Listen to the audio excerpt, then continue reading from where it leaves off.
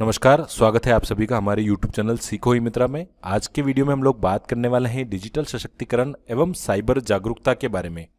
आज के युग में इंटरनेट हमारे जीवन का अभिन्न हिस्सा बन गया है। ऐसे में हमें खुद भी डिजिटल जागरूक होना आवश्यक है।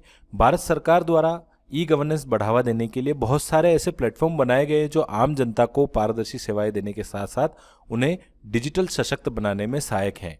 साक्षरता का तात्पर्य जीवन के लिए एक बुनियादी प्रशिक्षण से है। यह केवल पढ़ने या लिखने का मामला नहीं है, बल्कि यह कौशल, ज्ञान, योग्यताओं को संदर्भित करता है। हमें जीवन में हर पहलू का प्रबंधन करने के लिए प्रेरित करता है।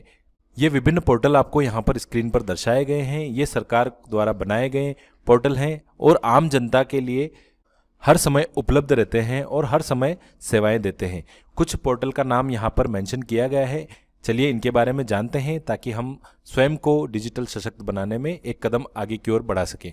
यहाँ पर पहला आपको दिखाया गया है डिजी लॉकर, दूसरा आपको दिखाया गया है पहचान पोर्टल, तीसरा आपके सामने है ई ट्रांसपोर्ट पोर्टल, चौथा है पीएम किसान पोर्टल, फिर है जन सूचना पोर्टल, टेली मानस सेवा, डिजिटल ऑनलाइन पेमेंट, अपना खाता, इलेक्शन पोर्टल, जीवन प्रमाण पत्र और उमंग पोर्टल। इनमें से कुछ ही पोर्टल के बारे में हम यहाँ बात करने वाले हैं। वैसे ये सभी पोर्टल पब्लिक के लिए हर समय उपलब्ध हैं। आप इनका यूज़ कर सकते हैं और सेवाओं का लाभ ले सकते हैं। सबसे पहले हम लोग बात करने वाले हैं डिजी लॉकर के बारे में। डिजी लॉकर एक ऐसा प्लेटफॉर्म है जहां पर आपको स्क्रीन पर दिखाई दे रहा है। आप अपने मोबाइल या आधार से यहां रजिस्टर कर सकते हैं। साथ ही अपने सारे डॉक्यूमेंट्स यहां एक बार ऐड करने के बाद आप जब भी उनकी आवश्यकता होती है उन्हें समय समय पर देख सकते हैं।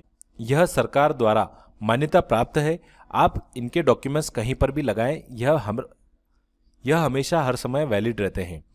जैसे कि यहाँ पर राशन कार्ड आप देख सकते हैं। यहाँ ऐड करने के बाद आप हर समय अपना राशन कार्ड देख सकते हैं।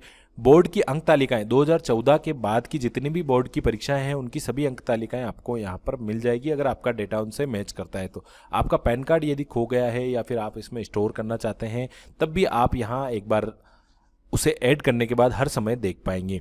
ड्राइविंग लाइसेंस व आरसी वाली सेवाएं भी यहाँ पर उपलब्ध है। पेंशन की संबंधित सेवाएं भी यहाँ पर उपलब्ध है। आप जब भी चाहें उन सेवाओं का लाभ ले सकते हैं। आपको सिर्फ एक बार लॉगिन या रजिस्टर करना है और अपने डॉक्यूमेंट्स एक बार ऐड करने के बाद आजीवन यहाँ पर आपको दिखाई देंगे। चलिए अगले पोर्टल के बारे में बात करते हैं।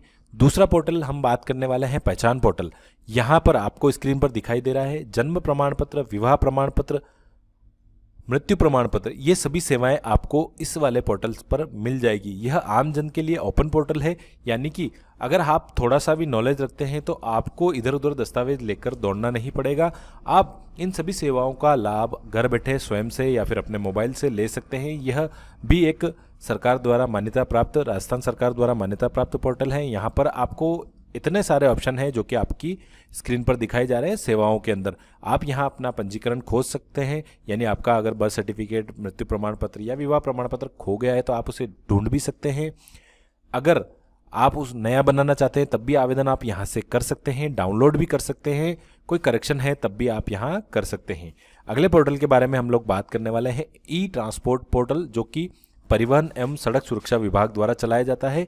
इस वाले पोर्टल में निम्न सेवाएं दी जाती है, जैसे कि ड्राइविंग लाइसेंस संबंधी, वाहन पंजीकरण संबंधी, ऑनलाइन चालान संबंधी, आरसी डाउनलोड करने संबंधी सभी प्रकार की सेवाएं इस परिवहन पोर्टल पर आपको उपलब्ध है।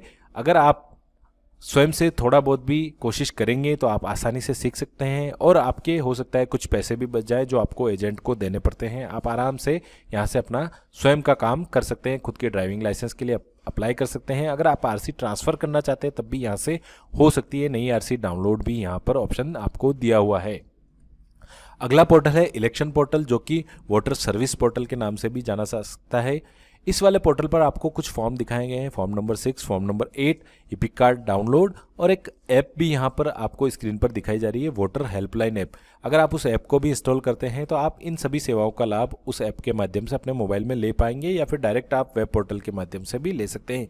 यहाँ आप अपना नया वोटर रजिस्ट्रेशन करा सकते हैं, वोटर कार्ड में सुधार कर सकते हैं, वोटर कार्ड डाउनलोड भी कर सकते हैं। तो काफ़ी सारी सेवाएं आपको यहाँ पर उपलब्ध है।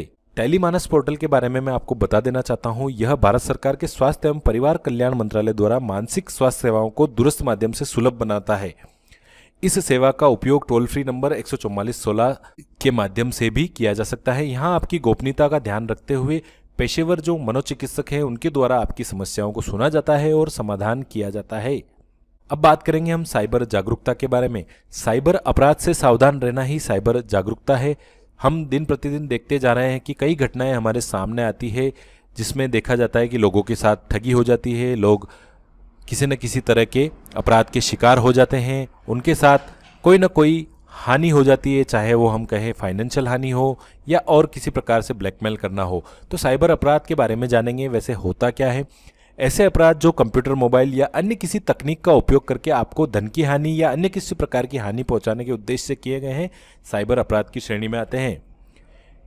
कुछ यहाँ पर तरीके दिए गए हैं जो कि साइबर अपराध वाले सामान्य तौर पर अपनाते हैं। उसी के माध्यम से सामान्य लोगों को या फिर जिन लोगों को साइबर जागरूकता नहीं है या फिर थोड़ा बहुत ज्ञान का अभाव है, वो आराम से उनके शिकार बन जाते हैं, उन्हें बहुत बड़ी हानि होती है। पहला हम देखेंगे यहाँ OTP के माध्यम में। अक्सर आपसे देखा होगा किसी अनजान व्यक्ति का कॉल आता है और आपसे अगर OTP मांगा जाता है, अगर वो OTP हम दे देते हैं तो हो सकता है हमारे जो जीवन भर की पूंजी है जो हमने कमाकर अपने बैंक में एकत्रित की है, एक OTP बताने के कारण चली जाएगी। ईमेल या SMS के माध्यम से भी कई प्रकार से ऐसे स्कैम सामने आए हैं जिसमें आपको प्रलोभन दिया जाता है और कोई लिंक भेजा जाता है। आप यदि उस पर क्लिक कर देते हैं तो आपकी सारी एक्सेस, आपका मोबाइल की सारी एक्सेस सामने वाले के पास चली जाती है। वो किसी भी प्रकार से आपके मोबाइल को यूज़ कर सकता है और आपको हानि पहुंचा सकता है। KYC अपडेट के बहाने भी अक्सर हमने सुना है कि बहुत सारे कॉल आते हैं बैंक के माध्यम से कि हम आपके बैंक से बात कर रहे हैं, आपकी KYC अपडेट करनी है, आपको बस OTP बताना है या फिर आपका खाता बंद कर दिया जाएगा। तो ऐसे डरावने तरीके से भी आपसे OTP वगैरह या कोई भी जानकारी मांगी जा सकती है और आपका पैसा लूट लिया जा सकता है। आजकल जो सबसे ज़्यादा चल रहा है APK फाइल के माध्यम से, आपने देखा होगा व्हाट्सएप पर कई लोगों के शादी के निमंत्रण पत्र के नाम से .apk करके एक फाइल आ रही है, या फिर कुछ दिनों पहले चला था कि PM किसान .apk करके एक फाइल चलाई जा रही थी, जो कि समझदार लोग भी जानबूझकर एक दूसरे को फॉरवर्ड कर रहे थे। तो उनको ये पता नहीं, यह एक वायरस इफेक्टेड फाइल है जो कि आपके मोबाइल की एक्सेस सामने वाले को दे देती है और आपका मोबाइल पूरी तरह से हैक हो जाता है और आपको हानि हो सकती है। जॉब फ्रॉड के माध्यम से भी आजकल साइबर क्राइम बढ़ता जा रहा है। कई लोगों को प्रलोभन दिया जाता है कि हम आपको अच्छे जॉब दिला देंगे, आप इतने पैसे जमा करा दीजिए, उतने जमा करा दीजिए। आपने देखा होगा लॉटरी के माध्यम से भी कई लोगों से पैसा लूटा जा रहा है। ऐसे बहुत सारे माध्यम है, अगर आप अखबार पढ़ते हैं तो आपको दिन प्रतिदिन ऐसी कई घटनाएं सामने आ रही है। इनमें से कुछ ही यहाँ पर मेंशन की गई है। सबसे ज़्यादा जो आजकल बच्चों में कहें या फिर युवा जनरेशन में फैलता जा रहा है वो है ऑनलाइन गेमिंग प्लेटफॉर्म के माध्यम से। ऑनलाइन गेमिंग का नेटवर्क इतना बढ़ता जा रहा है कि कई ऐसी साइट्स हैं जो कि गवर्नमेंट द्वारा प्रतिबंधित है होने के बावजूद भी आजकल बहुत खुले माध्यम से आपके मोबाइल में रन कर रही है, और बहुत सारे लोग पैसे कमाने के लालच में आकर वहाँ करोड़ों रुपए या फिर कहें तो लाखों रुपए तो खो ही देते हैं। बच्चे आजकल इसका ज़्यादा शिकार हो रहे हैं।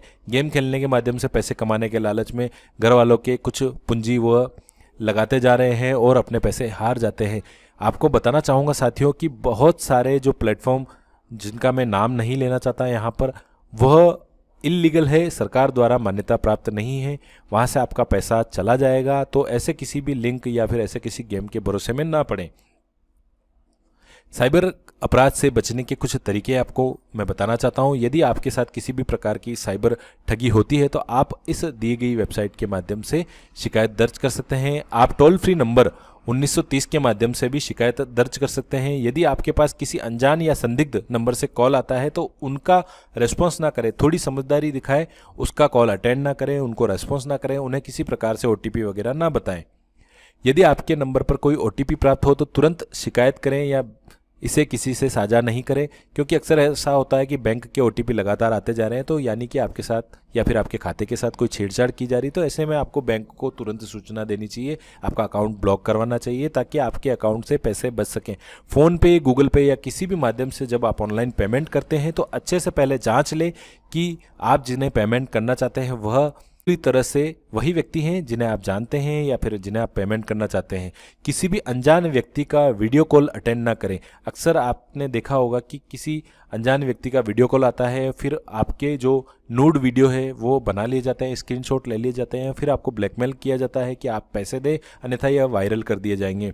तो ऐसे भी आप ध्यान रखें, क्योंकि कई बार हमसे गलती से किसी का कॉल अटेंड हो जाता है, तो आप ऐसे किसी प्रलोभन में ना पड़े। समय समय पर अपने जितने भी अकाउंट्स डिटेल वगैरह हैं जो आप ऑनलाइन यूज़ करते हैं उनके पासवर्ड बदलते रहें, ताकि आप किसी भी प्रकार के साइबर अपराध के शिकार ना हो।